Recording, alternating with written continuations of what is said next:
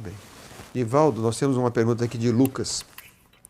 Poderia falar a respeito do agricultor Francisco Valdomiro Lorenz, que vivia no Rio Grande do Sul e falava mais de 100 idiomas, entre eles o tupi, sem nunca ter tido contato com nenhuma dessas línguas?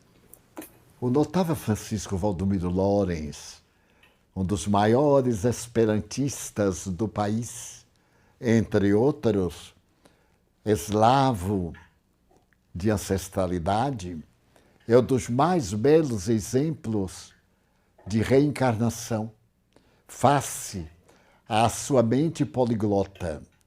Ele, naturalmente, estudou a maioria desses idiomas. Tive a oportunidade de conhecê-lo e, através dos seus livros, visitar sua antiga residência próxima a Porto Alegre.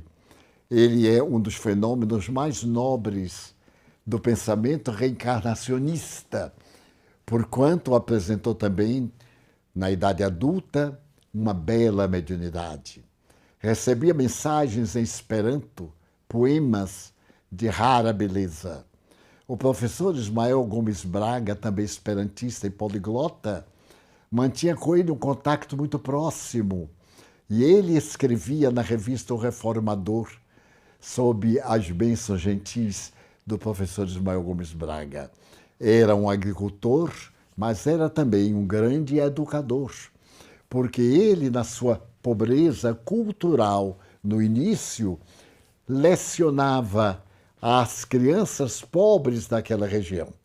E quando Getúlio Vargas, no seu período de posição ditatorial, desejou que no país se falasse somente o português, e mandou mestres do colégio Pedro II para o Rio Grande do Sul, ao Rio Grande do Sul, para fazer uma verificação das regiões onde somente se falava alemão, onde somente se falava italiano.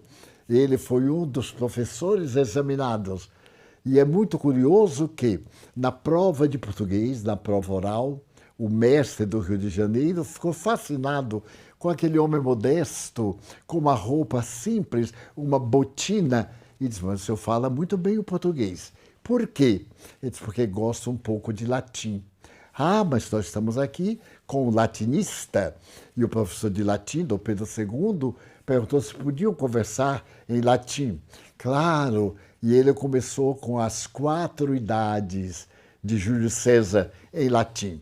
O professor ficou mais deslumbrado ainda, o segundo, e disse: mas como o senhor conhece o latim, tanto o latim clássico como o latim dos exércitos, do povo?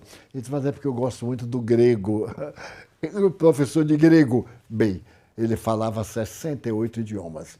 Naturalmente o tupi, vários outros idiomas da América Latina, da Cordilheira dos Andes, e especialmente alguns idiomas, como o alemão, ele falava e escrevia não somente o regional, como o dialeto de cada região. É um dos exemplos mais notáveis de reencarnação. Era uma memória extracerebral. Muito bem. Celestino Ingrid nos pergunta o seguinte: como lidar com as vibrações